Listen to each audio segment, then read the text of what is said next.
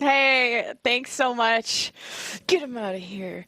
But I'm just kidding. Hey, it's Lemon Gal, and we got Peach Guy. I'm pointing on the right side this time. And we have one team that's going to be winning today, although they haven't had any wins thus far. LA Valiant versus VegasEternal. It's going to be a good one. Yeah, we're not going to have a winless team at the end of this match. I can't believe somehow VegasEternal ended up with 3 Preds for the LA Valiant. I mean, they are looking like an impressive team, but maybe Las Vegas, I think that this is going to be a much better year for them. They're with a coach who's much more familiar with this roster, and hey, we saw them, like VegasEternal said, like put a little bit of pain to the Atlanta Reign. Sure, it was still the Atlanta Reign. They were never going to be losing that, to be honest. The Atlanta Reign is an entirely different beast. But I think that Las Vegas really did show us that they have some good fundamentals that in these more even matches will probably come to shine. Yeah, and Valiant lost to Saints and London Spitfire, who have gathered their own respect on how they're doing. We're going into Nepal first.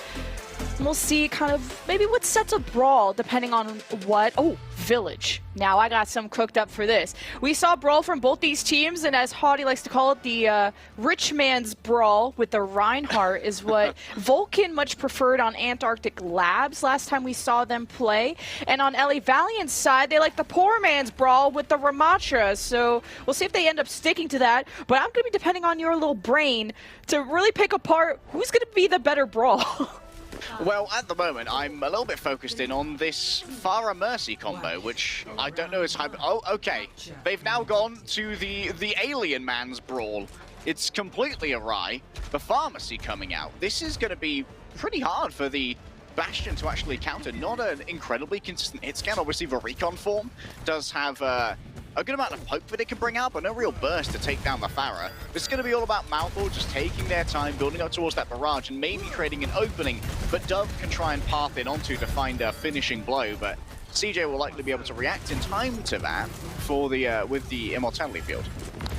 I needed you to say that Bastion is a noob hero, okay? What am I paying you the big bucks for? We know Seeker is a goated Cassidy. That's the whole reason you brought him on to what, like the Boston Uprising last season. Fellow Canadian, need him to stand tall. Mouthful, little ground far action. As to dodge that tank configuration of the Bastion on the point. Doing a good job though. Laying down the damage. Seeker is one. Finally, oh, I thought he was going to go in for that, but Seeker gets healed back up. Alone, though, is Vulcan trying to disrupt things. 3 versus 2. Eternal are up. Great sleep on the Crawley, and although Valiant have capped to about 20%, it's about to get flipped over.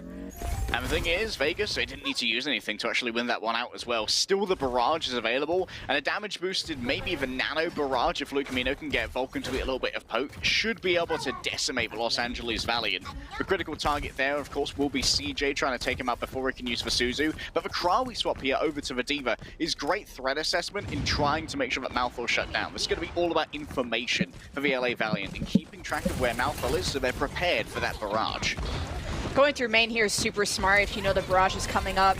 Matrix, you gotta save that one. Seeker, you can't be frontlining. Crowie's looking behind him because guess who's there? It's a barrage! 2 for 1! And you take those. The Meteor Strike is just the fish cherry on top. You'll love to see it. VegasEternal will keep this fight. It was a bit expensive though, not gonna lie. Yeah, that was bloody expensive. 4 ultimates there. And I think that the order of operations was certainly that Dove was trying to force out resources early using the Pulse Bomb, distracting Krawi and CJ, and not sure if that was incredibly powerful, but the sleep onto Krawi actually opened up a huge amount of damage that could be followed up on by Malthor. And that's also how you get the most value out of the Meteor Strike. In the middle of a fight where people are already damaged rather than as an engagement. Oh! Everyone just evaporated like that. Vulcan jumps in. Nano, just for the sustain. You don't expect Doomfist to be killing that much. And Vegas will, you know, you went from an expensive fight to a cheap fight. You take those. Did they just double pocket Vulcan there? Using the damage boost? Here's a quick look at Lucamino throwing that nade. Oh, the Nano just in time as well to get on top of of Vulcan and allow that additional damage. And now Vulcan once again gatekeeping as we move into final fight territory, Lemon. It's time to go Burr with this Kitsune rush. CJ, Trader Joe's better go strong today. It's last fight for VegasEternal to maybe take our first round. First May wall up. I like that from Nos. Once they step in, though, win condition is the Blizzard. If you can even get Eternal all in one position. This Valiant are taking great cover, and they managed to flip the point, and it's going to be up to Dove to have presence on that objective if they kind of want to pressure Valiant out of this tiny hole. But Valiant are just not using holds. They're just trying to extend this as much as they can. The Ice Block 3-main anti from Lucamino. Crowy is slept, Seeker is dead, and CJ's waiting till Overwatch 4 to use the Kitsune Rush. And now VegasEternal stand tall in this fight. Kitsune Rush finally from CJ with only 3 people alive. And it's against the 4 of VegasEternal. If my count is correct, the barrage is too far, and it's too weak. Resurrected back in. Maltho will get chance number 2 as a Blizzard is down. I don't think it really froze much, though. Nash just could not lock these targets down. And looking back, it's still very a split approach from the Valiant. There was 4 remaining, but on each side of the point, it's Crawley is just panicking, trying to do anything. He'll self-destruct and get back into the mech. And meanwhile, Valiant have had the point this whole time, going from 20 to 75%. And Nos has also moved over now onto the Echo instead. This provides much better air-to-air combat with the Pharah as Maltho's going to move back in. Almost a Valkyrie available here for Rakitek as well, but remember, the Valkyrie's at its best when your team is grouped up and able to get that beam split to all receive the resources. VegasEternal, conversely, are best when they're actually apart and coming in from different angles. So the value of that ultimate is going to be heavily limited if Vegas continue this playstyle. The Mercy Pocket is going to be so important for the diff between Maltho and Nos. Nos not having that. Nos dropping down to 1, didn't get the barrier support from Flyer, and will pay the ultimate price. 5 versus 4, and Vegas have support ultimates. They give the nano to Dove, makes his way to the back line, chasing down where Seeker is on the Tracer, and Liar, who is supporting him back there. Crawley now has to anchor the point. Kitsune Rush will assist. He'll diff Vulcan on the Diva battle. Dove has to go big with this pulse bomb. He throws it right at Cry, lands on the ground, easily does nothing. As the Valiant take a really commanding fight off of that Kitsune Rush, and Maltho's not able to have any impact through splash damage on the sides of the point. So what a comeback from the Valiant, going from 20 all the way to 100 when Vegas only needed to win 1 fight. Yeah, incredible presence of mind from the Valiant when they had both the Kitsune Rush and the Blizzards just kind of rush over to the point and ensure that Vegas could never take a comfortable fight there. And in the midst of that kind of decisive fight where Valiant finally claimed control, there was a tiny play from Crowley which actually sealed their fate. And it was eating a concussive blast from Maltho that he really wanted to use to get in onto the back line of the Los Angeles Valiant. Here's Nos managing to find that focusing beam, even with the Mercy changes, not enough to get through the 200 DPS for focusing beam gives. Oh, and Rakitek there actually flew those mines into Dove. How unfortunate. Just such a charitable guy. A true friend. What a nice guy. Even the Seeker Dove battle on Tracer's been pretty close. I just like that Crawley and friends went away from the Ramatra when they couldn't lock down targets on Village, despite that being such a brawl round. Now we go to Shrine, where it's a lot more open and there's more opportunities for flanks. So keep an eye on what Nos and Dove are able to do. So far, just stacking on the teams. Crawley's going to anchor the point, has the duel up against Vulcan, throwing down some punches. Good cycling also of the blocks, not take up too much damage. Right now, Crawley just staying to this half. Bolt shields up. You could see even maybe Nos getting close to a pulse bomb as he's been able to do a lot of good trickle damage. Vulcan dropping dangerously low, but Seeker takes an off angle that Maltho punishes and slices through a second. Maltho Genji has been one of his signature heroes and contenders, and I'm glad to see him return on it, although the desk had their questions about it yesterday. Seem to have worked for this first fight.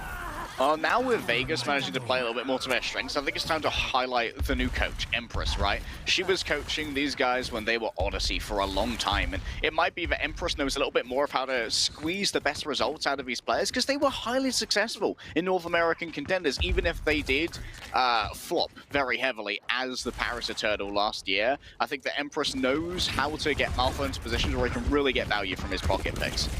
How about the value of this pulse bomb? You just got to make sure the immortality isn't popped, or if you want to draw that out first, Kitsune Rush, pulse bomb, first kill for Vegas. They surge forward, but in a measured way to keep their block up, because behind them is Nos. As VegasEternal, once they mark that Tracer, they feel more comfortable going forward. This gave space to the Valiant to push through the statue side, and the Deadeye strikes down Maltho's blade. 0 kills, and an L is all he'll have to take. The barrier exchange is good, but Valiant used theirs later. They just need to finish off this fight. And without Luke Camino, that's guaranteed success.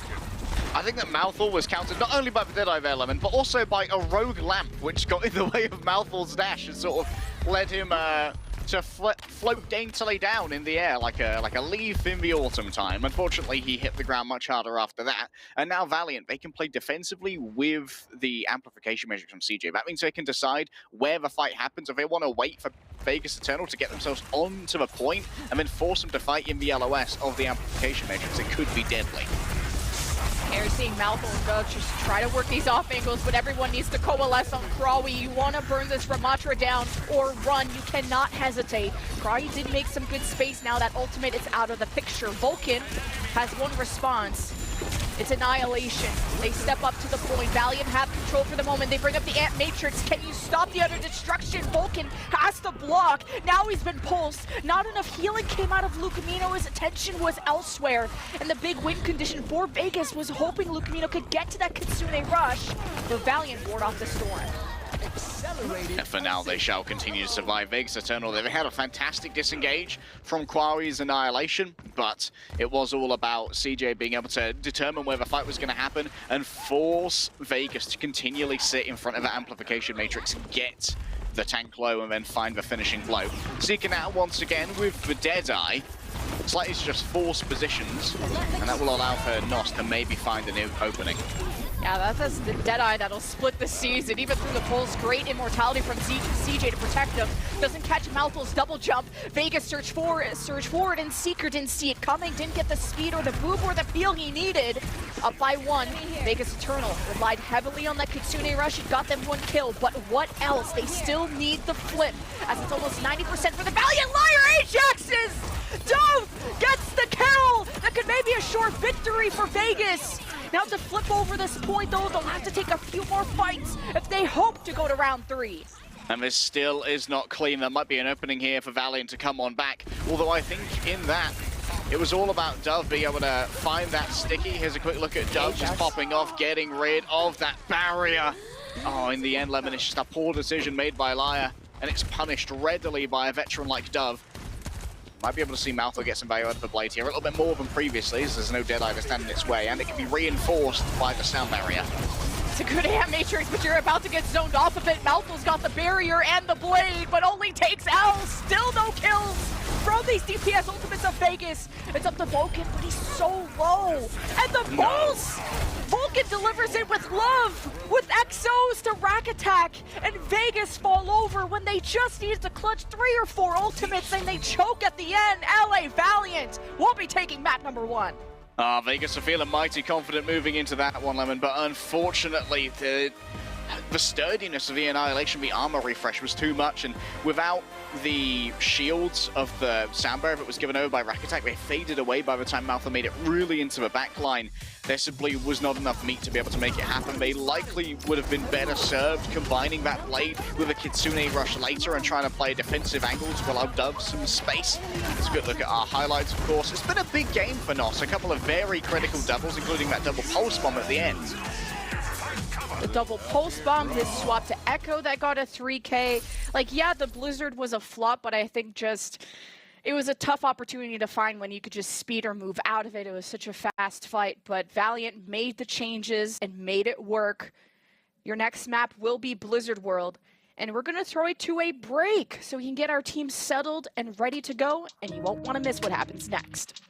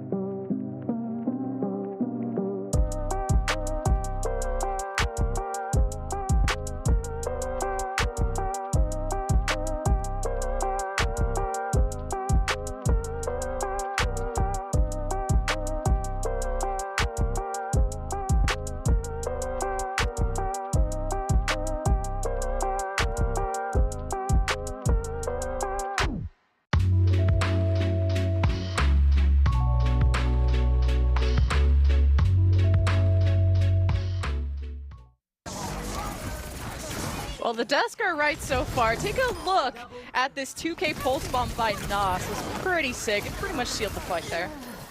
It absolutely did, Lemon, but it is indicative of a wider difference between these two teams, which is, at the moment, the difference in support preference. And Kiriko versus BAP has definitely been one of the themes of our first map there on Nepal, and a lot of the value of Dove's pulse bomb was being denied quite consistently by the Immortality field. I felt the Suzus from Luke Mino didn't do quite as much to deny the pulse bomb value. Perhaps that's something that we could see brushed up upon in our next map, which is going to be Blizzard World.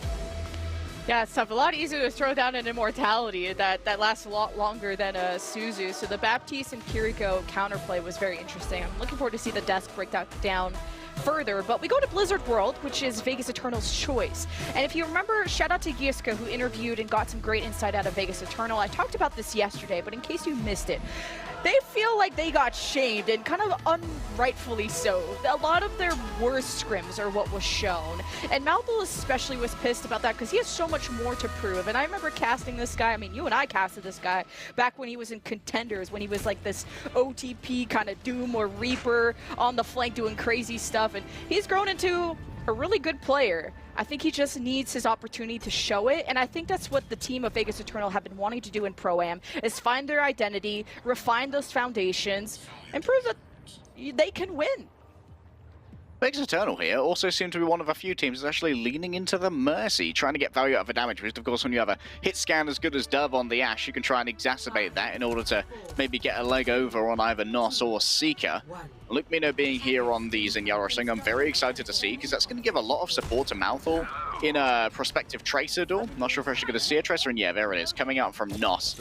This could be a little bit more difficult for Nos to try and take if we end up seeing a double orb dynamic where Nos takes the Discord orb, 150 HP. Does not last very long at all. Remember that Vulcan here, mostly going to be playing off health pack, so if the initial assault from Valiant here doesn't work, I wouldn't mind seeing a swap to Sombra to try and control the overall healing output that Vulcan has access to.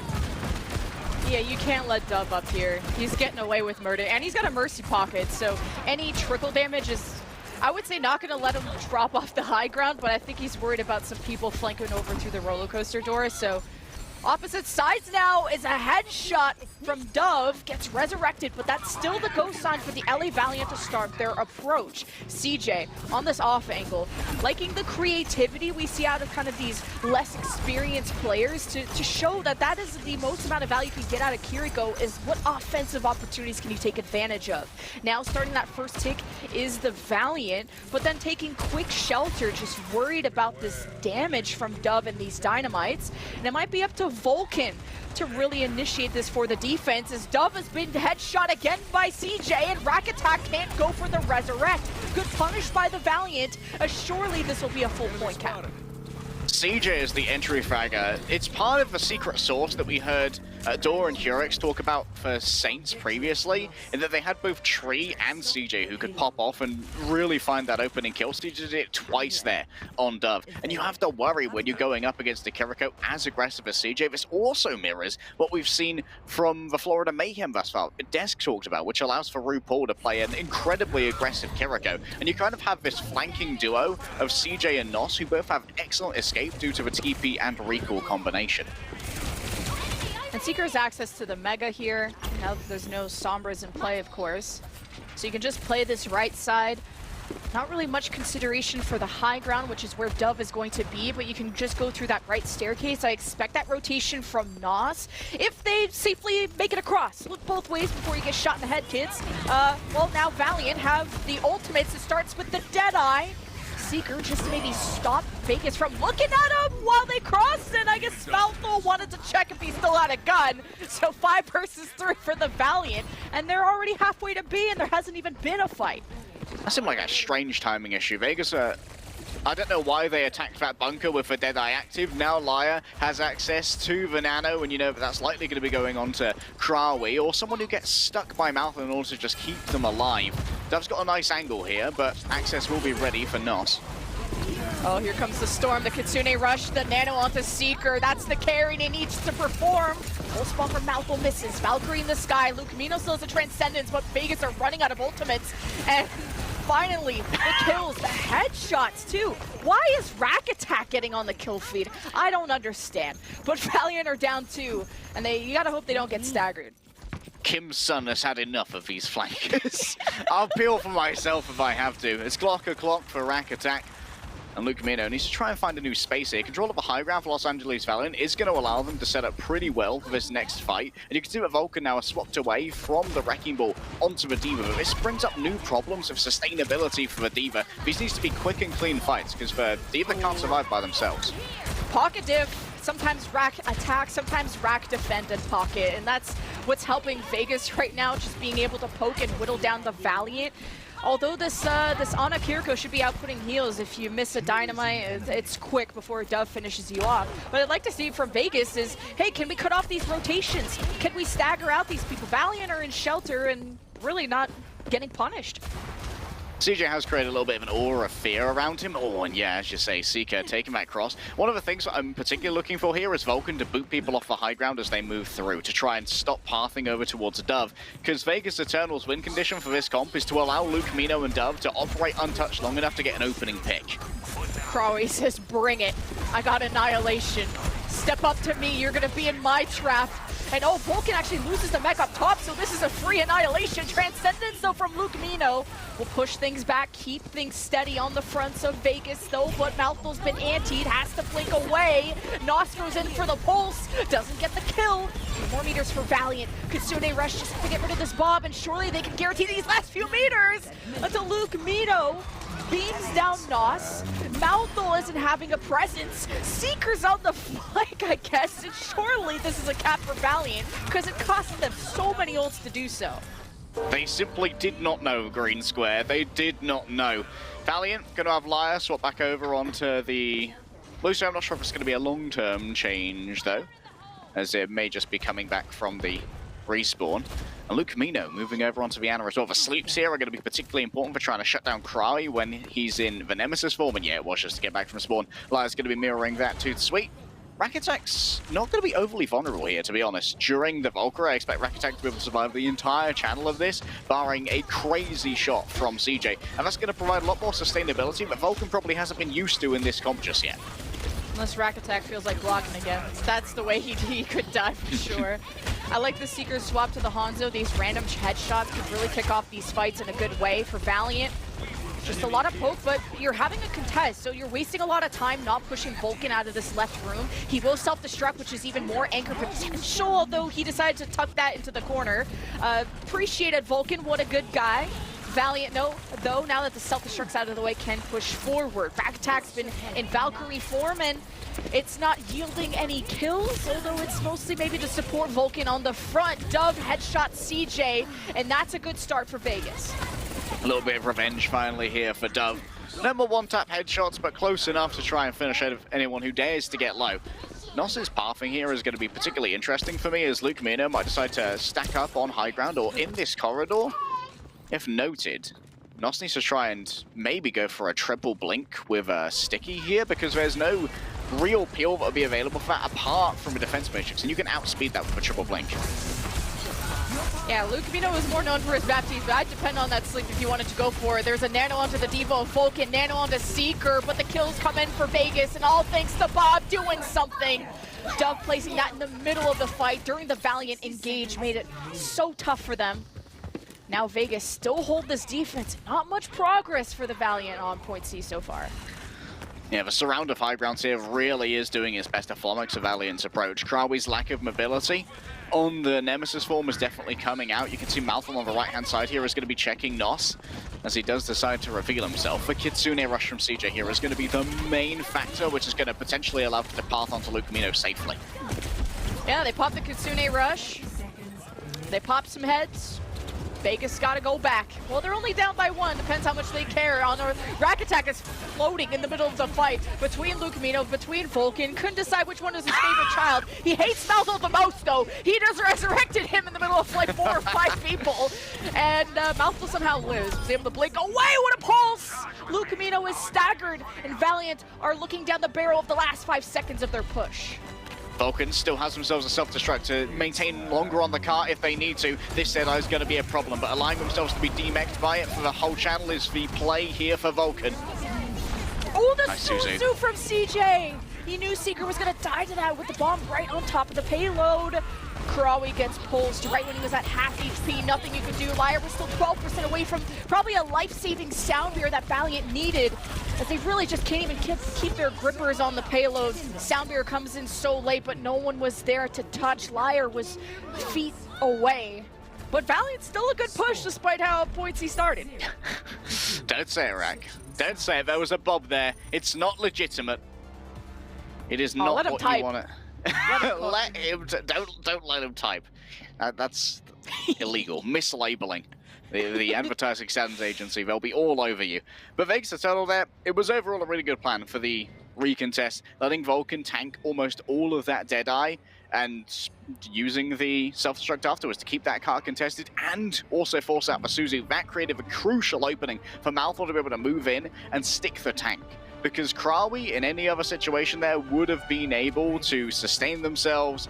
And I believe the Nemesis form was also used to try and beat down the incoming mech. And I think that might have been a little bit of a mistake from Krawi that led him to have that reduced health pool so that he could be picked by the Pulse Bomb. This is Nos doing Nos things. I mean, Napoleon, such a good performance with the Echo. And I think this is where the Pulse Bomb got... I think it's Rack Attack. I think this is the frag. oh! I was like, that was some good information. I assumed just Nos was cooking something good, but... That's some great cool information. Stuff. Rack Attack do be glocking. Good pings, I imagine, as well, from VegasEternal. Just excellent comms. That's something that they likely needed to clean up from their previous tenure as the Paris Eternal before the transmutation occurred. Now, Los Angeles Valiant playing defensively here once again. Not too many long-range options. CJ is going to be doing a large amount of the opening poke. And Seeker really wants to try and force for VegasEternal to move into these aggressive angles. So expect to see a lot of cover usage on the point to try and force Luke Mino and Dove to move into a more vulnerable position. I love to give Dove some love. I know he's got a Mercy Pocket and everything, but he's at 11k damage. 11 to limbs too. He is a large part of how Vegas were able to get these first picks, mostly on the Seeker, who doesn't have a pocket. Pocket div, 2v1 kind of, yeah, pretty easy for him. But Vegas are traveling towards the point, and Crawley's in a bit of trouble, but he's got backup, he's got buddies, and Vulcan can't say the same. Dove is at the back of the point for some reason. Odd rotation here for this attack. Yeah, the lose condition here for VegasEternal is definitely allowing Krawi to get on top of Luke Mino. And the question is, how do you effectively stop that with a VegasEternal comp? It's got to be from either Malthor playing a distraction maneuver on the Tracer, or Vulcan getting knockbacks as the Wrecking Ball, but the knockbacks aren't as effective on enemy tanks. So you're likely going to be having to try and force Krawi to keep himself at bay. Luke Mino, of course, does have a knockback of the kick, but not good enough when you're in pummel range. And still, he is just hanging out here, looking for an opening frag in order to create the space for him to move into a less compromised position. Yeah, like Vegas' comp is a lot about these off angles with your Zen and Ashe and Mercy on one side, Malthor and Vulcan exploring, but don't usually would expect to see an Ashe at the back of the point when they're on offense. Like to see him just on that top right high ground where he currently is, just getting those dynamite damage in and then have Malthor finish off. But with Krawi's big body in the way, it's annoying. So now presence there, Vegas push in with the Valkyrie, Malthor behind them. Trying to pulse the tank isn't ideal, now has to dodge the Deadeye from Seeker. Vulcan went for a pile drive just to stop him, but for now, Vegas just got their first take all thanks to Bob, but Dove needs some support on the point, but the real support came in with CJ's Kitsune Rush. That'll turn things in favor of the defense. That's actually a really good plan there from Vegas as well. Cry was forced to use a Nemesis form early, and so while Krawi's more vulnerable without that Nemesis form, we have Seeker channel the Deadeye, not looking for kills, but instead just buying time for Krawi to once again be in a position where he can punish positions just like this. Luke Mino is a little bit too deep in for Valiant to take any amazing risks here. What a shot from Seeker. Oh, Vulcan was trying to boop them away, and yeah, Malthol taking a headshot, that is not ideal. It's a tough duel for him against Cassidy with the new magnetic grenade. Vegas now lose their mercy. You just gotta hope you can full reset. You have a minute left, only one tick. Even just zoning them off temporarily with some good mines could be what seals the deal, really unlocks the payload, but coordination is something that's lacking with Vegas right now.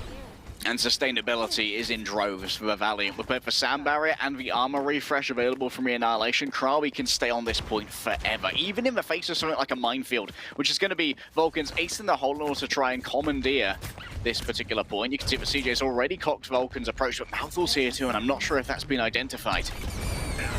Yeah, Malthol ruined Vulcan's hiding spot, but here come the ultimates. Transcendence, Mines, Krawi still has Annihilation. Surely they have to know this. They gotta burn them down quickly.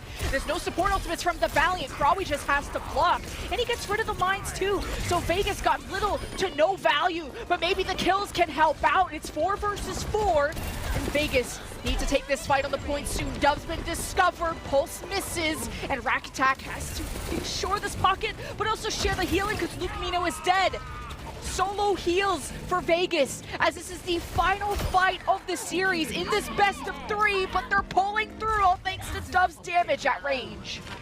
Yeah, Dove being an absolute tyrant from range, and CJ falling in a duel, I believe, after having used Vasuzu to sustain themselves was critical. Vulcan over to the Diva, yes indeed.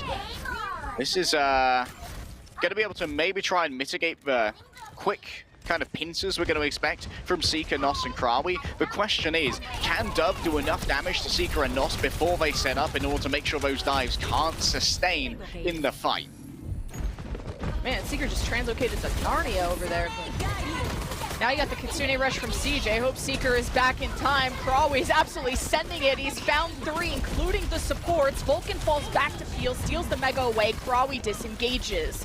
Valiant didn't get any kills done with the Kitsune Rush. Really good sheltering from Vegas. Of course, a Valkyrie and a Bob is traded out. 1-2, maybe Valiant are happy with this after all, but they gotta stop progression of this card. At least wasting time is great. Vegas already at a disadvantage at that front as Malthol looks for a pulse while the Valiant are crossing in front of him, but it was too fast. Malthol blinked and they're all gone, but we'll pulse this Diva. Krawi's still pretty healthy, and without Luke Mino and Rack Attack, you can't say the same thing for Vegas. You hope they got insurance, because they're gonna have to go again. Luke Mino might actually have to swap themselves here over to the, oh hello, it's Rack Attack on the Brig. Brigitte, definitely one of Rack Attack's best heroes, probably the one he's best known for. And we'll do a little bit to rebuff the dive here, but now VegasEternal don't really have any escapes from a dive. Once Valiant decide where they want to fight, that's where the fight's gonna happen. Seeker set up with the EMP. But do you want to take a fight in such a small room? We'll have to see. EMP from Seeker hits 4, Rack Attack fine, but Vegas, they brawl through. Are they fine? Lucamino uses the nano onto Dove. He needs to sustain, he needs to pop off. Krawi, Matrix right in his face. Dove looking for kills, but Malthol is struck down first.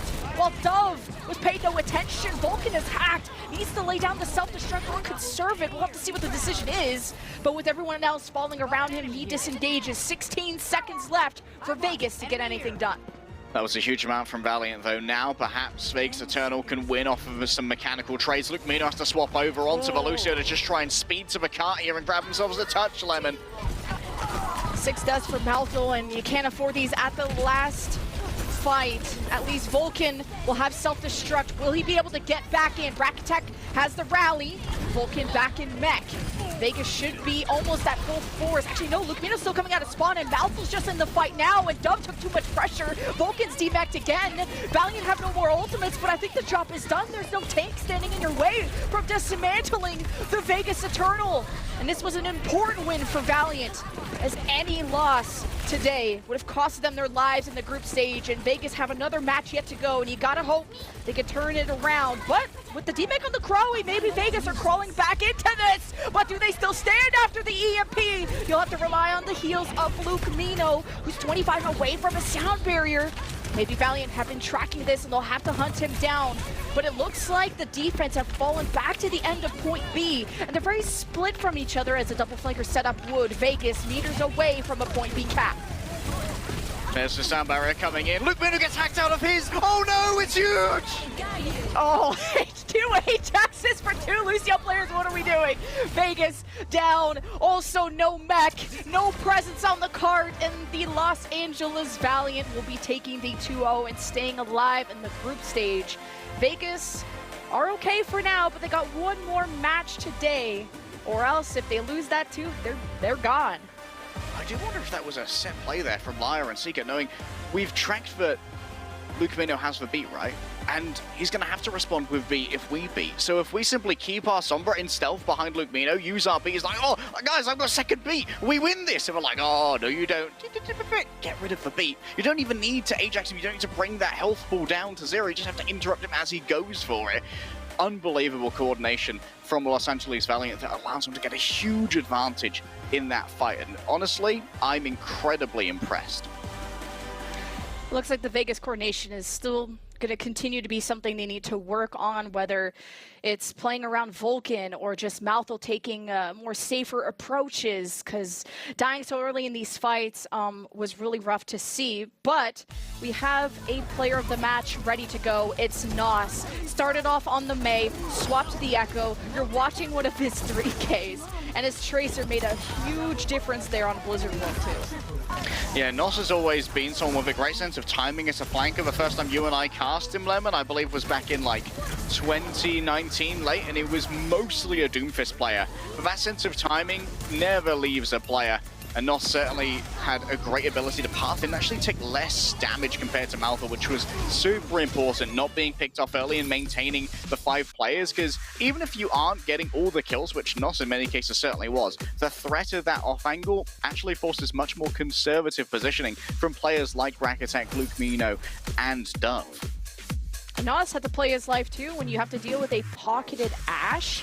On the other side, yes, if you can deal with the Ashe, getting to the Mercy is quite easy. 2 deaths or 2 to 3 deaths is very low for a Tracer, considering just, like I said, a pocketed Ashe could just headshot you at any moment. So you have to be very smart on his chases towards the Hammond, and especially if he wanted to go after Rakitek, the coach gun could waste a lot of his time too, and Nos was very intelligent with his pathing, as you said. But man, we got some content today. Sound barriers being canceled, heroes swapped left and right, and the desk were right after all with their Valiant predictions. I'm going to be looking forward to hearing what they have to say on the other side of this break.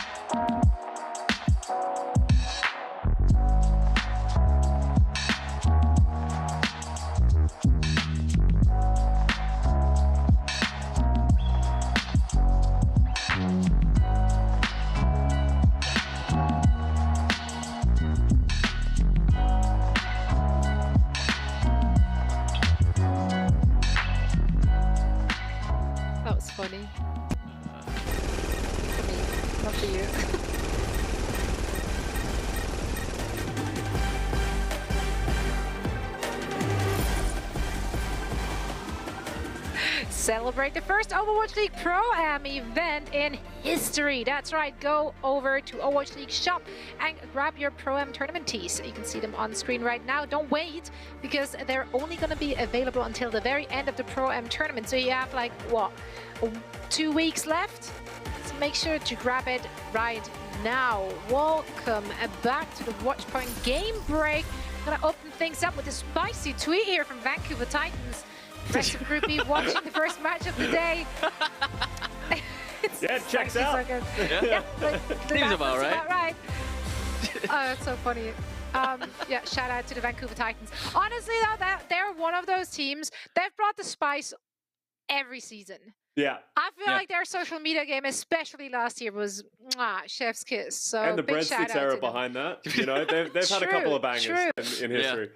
Yeah, and they're one of those teams, even if they're at the bottom, they still punch upwards. I can appreciate that. I appreciate that. Now, all three of us were correct. Huzzah. Let's go. Let's go. What big brains we are. Let's talk about why we were right. Looking at that matchup, Valiant and the VegasEternal. Costa, as we were heading into those games, you were looking at those compositions, especially on the Vegas side, and you weren't a big fan of what you're seeing. Why is that? What about it struck you the wrong way or rubbed you the wrong way? Well, you can see it again in this matchup, right? Of they're leaning heavily into playing that Mercy to pocket Dove, or leaning on the Genji from Mouthful, and it feels like you're putting too many of your eggs in the basket of just like, you either need Dove to pop off with every headshot and utilize that damage boost really well. Same thing with the Pharah. Or Mouthful's Genji blades need to get value, and they just unfortunately weren't getting value. So it's unfortunate to see that that's how, it's playing out. I agree with Leg Day. At some point, you should play your comfort if that's what you're confident in. But at this point, the comfort just isn't cutting it, even against a team like the Los Angeles Valiant. So maybe need to go back to the drawing board a little bit. Indeed. But another thing, Kasi, you pointed out is that not all heroes, wear capes. It's those unsung support heroics, which you're always looking out for. And you found one for this match as well. Would you like to break that down for us? Of course. Whenever there's a good support play, you know I have to be there. Unfortunately for you guys, chat, it's not the double Ajaxes that we got in this series. It's going to be a great play by CJ here. That's a deadly pulse bomb. Multiple people were going to die. Probably 2, potentially 3.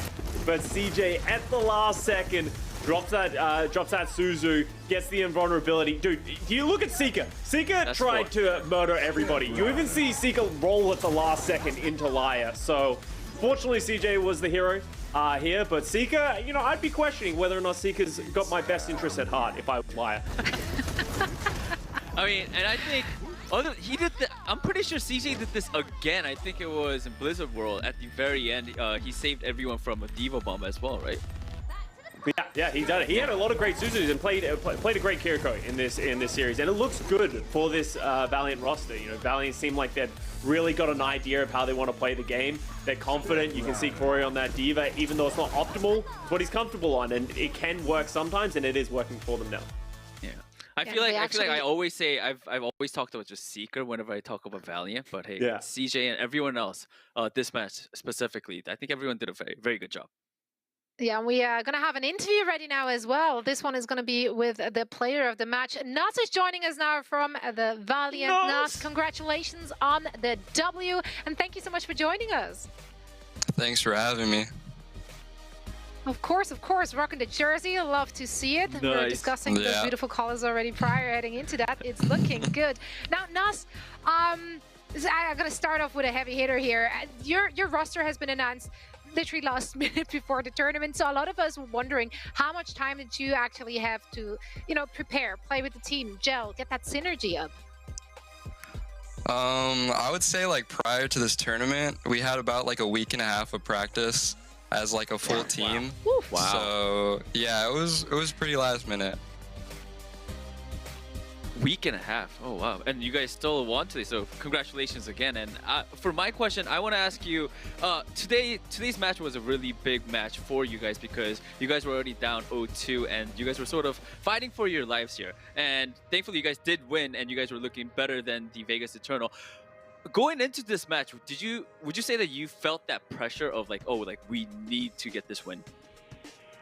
Yeah, I think most of the team thought like this should really be the win that like puts us on the board, because I think most people expected us to win, and even like ourselves, we all expected to win. We knew they were gonna do like something like cheesy, so we were kind of like we were kind of prepared for it. But obviously, I think we still have like first match nerves. You know, we're all pretty nervous still, so just had to kind of get over that.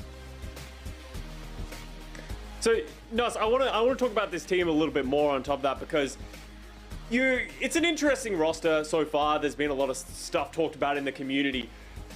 How are you guys approaching this season? Because obviously, you know, you're not in as good of a situation as some of these other teams. You guys just trying to have fun with it, get as many wins as you can, and sort of see how far you can climb up the Overwatch League ladder?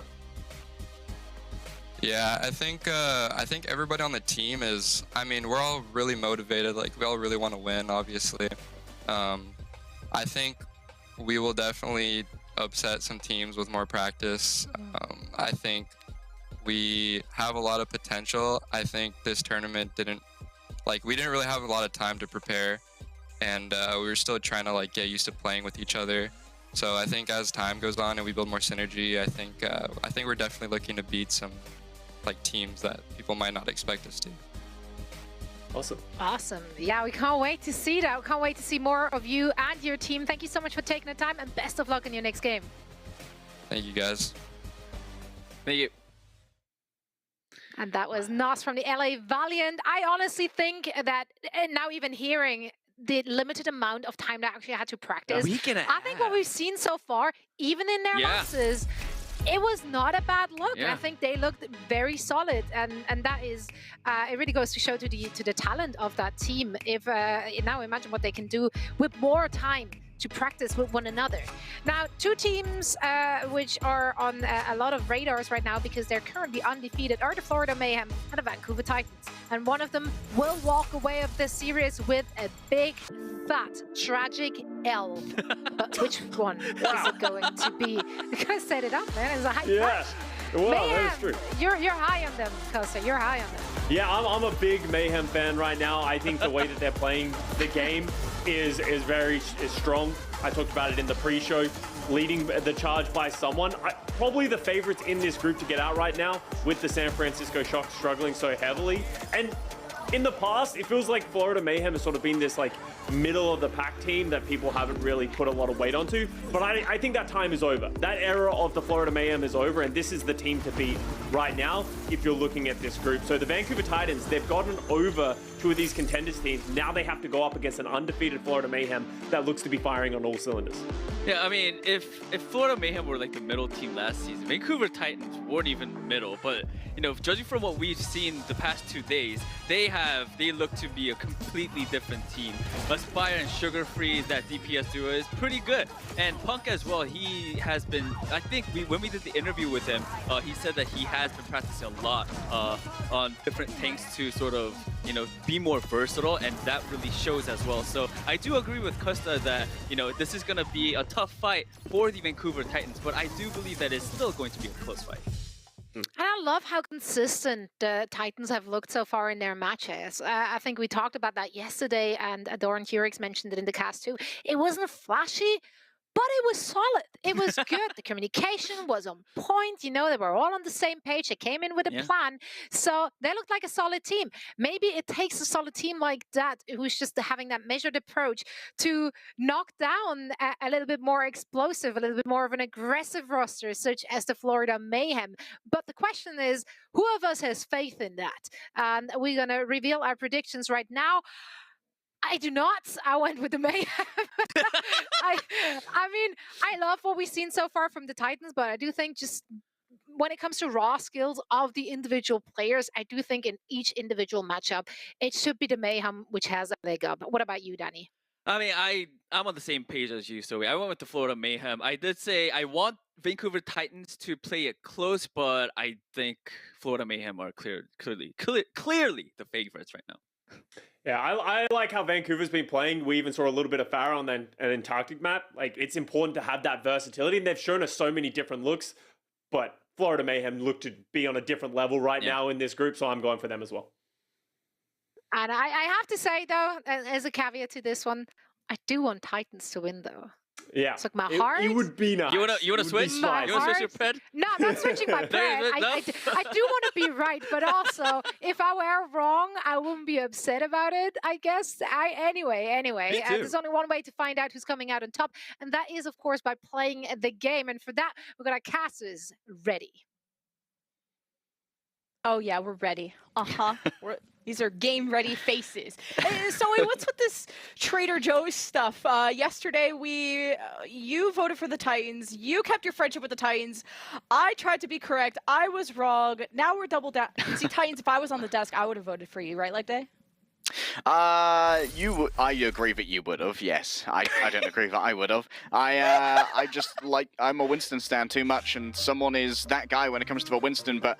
Looking at the tanks here as we head into Ilios, I think that this is probably one of the easiest matches to characterize as like a battle of two leaders, right? Someone everyone knows he's a bit of a yapper, Manducom, and certainly has been leading these dives from Florida Mayhem to an absolute T. On the other side, Punk evidently does a lot of calming, but also very much a spiritual leader, it feels like, amongst every team he's on. Last year, Boston really needed Punk to be that adult, that big brother that everyone looked up to, and I feel like it's going to be the same here on Vancouver Titans, especially with younger players like Sugar Free. I can't believe how old I am, but Sugar Free is in the league now. It's finally Lenny time after all of these years, and I think that Punk is definitely the linchpin around which Vancouver Titans revolve, but can he be supported in the duel against someone well enough?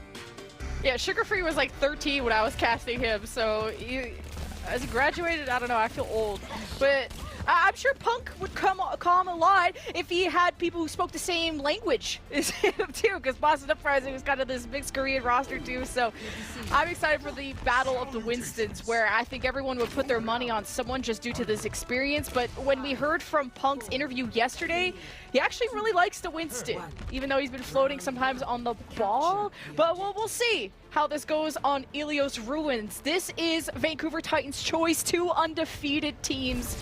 One of them taking an L. And on Ilios Ruins especially, actually Punk ran the Hammond with the double flanker set up against Timeless. Keep in mind, all of Vancouver's wins have been against contenders teams. Florida beat the Shock. I don't know who's counting, who's keeping track. But we'll see how this initial dive goes. Someone has already placed his bubble and jump over on the Mega Pack side. Vancouver make the second move. They force Florida back. Great ante from Crimzo. Does kind of keep someone in his place. The point is unlocked. You're going to see maybe the Tracers pose themselves there. Recall already used by Checkmate. Not too much pressure coming from the Titans to deny this, though. I like the Titans not overplaying their hands, trying to contest the point right there. Instead, just keeping good positions and forcing maybe a mistake out of Florida Mayhem. This could be one as Merit moves on forward, but the pocket from Charong's going to keep him speedy and limber. Oh, the headshot, though? Oh, hit this one. I'm gonna go feral if you do. Okay, the pulse bomb is sick too. Titans down by 2. That'll have to be a full reset. Yeah, maybe some weight on the shoulders of someone like Merit, who's touted as one of the best Sojourns last season. Now that that's sort of out of the meta, I wonder if he can keep that up on the Cassidy this season. I think one of the main stylistic differences I've noticed in this near mirror so far from the Vancouver Titans is that Crimzo is a lot more aggressive with his grenades, actually throws in a couple of random grenades and actually hits someone multiple times, but they're very hard to follow up on here, whereas I think that RuPaul prefers to use his in the midst of a fight. Checkmate going down though is going to open up a flank, but Sugar Free can definitely exploit. It is once again Lenny time. Oh, but it's Punk time. He just got nanoed. Justice for Punk.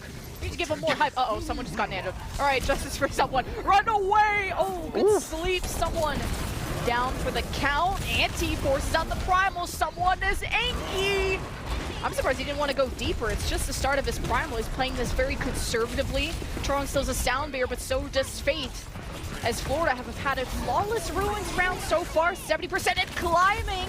Faith with the sound bear, Chorong 2 trades back and forth, but Titans have less heals with Crimzo missing from this picture. Florida just even things up 3 versus 3, and it's Lenny time. Sugar Free cleans up the fight. Still Checkmate alive. That's going to evidently be taken down by the Tesla coil of Punk. 86% is all Florida Mayhem can achieve before it is eventually flipped on over. But these are comps that aren't necessarily better on the defense or better on the offense. I think these are going to be fairly transient points between control, simply because you're not playing something like a Pharmacy where you really want to be in control and then play defensively. Aspire now able to outmatch Merit when it comes to generating the Deadeye. That could be a big problem for someone if that shield gets used out of turn. Oh, Punk, half HP and anti-Deadeye from Aspire to try and protect him. And Sugarfree finds himself in the back line and assassinates RuPaul while Florida were running away from the Cassidy ultimate. So 5 versus 4 where Vancouver are chilling, stabilized on the point. Maybe Florida re-engage out, they have RuPaul back and Punk is punished, so Florida definitely want to advance off of this. Crimzo couldn't find VLOS to get the Nano down, I suppose. Now someone else is going to have to contest, possibly with Nano. Indeed, it's Aspire moving up on the angle. And a free flip to Florida while Aspire is just controlling the Mega Pack side. He's been stuck though, and no Nano can help you there. 4 versus 4, Cassidy's dead. It's Checkmate versus Sugarfree, who can have a bigger impact on these supports. And RuPaul has to be target number 1, has the Nano, it's already been delivered. Someone going in ham, and Florida, it's overtime territory, so Punk has to re-emerge to keep that wick burning. But he's got no support, and he's low, and he has to jump out, and this surely is the end of the round for the Titans. Sugarfree will have to blink back, but needs to go find a health pack. Faith gives him the sound mirror. This could be the turn for the Titans, especially with Sugarfree killing as much as he has. And Aspire assists with the double kill, and Titans are alive for now. This needs to be a cautionary tale for the Titans, though. We need to have Crimzo in a supportable position if Punk's going to play up front. They can't allow for the Winston to drop down that early. Of course, Punk now getting closer to the Primal Rage can play a more aggressive angle to try and create space for Sugarfree, knowing he can get out with that free HP, but 10% is not active, and thus far, Punk is just going to have to settle for a little bit of cleave until that's good to go. Deadeye, maybe seeing if Sugarfree is behind. Look how everyone jumped back after just one little Sugarfree. After Lenny, oh, that magnetic grenade will cost him. And I think he blinked around the corner, so he wasn't in heal range of Crimzo. 2 down for the Titans as Florida go on forward.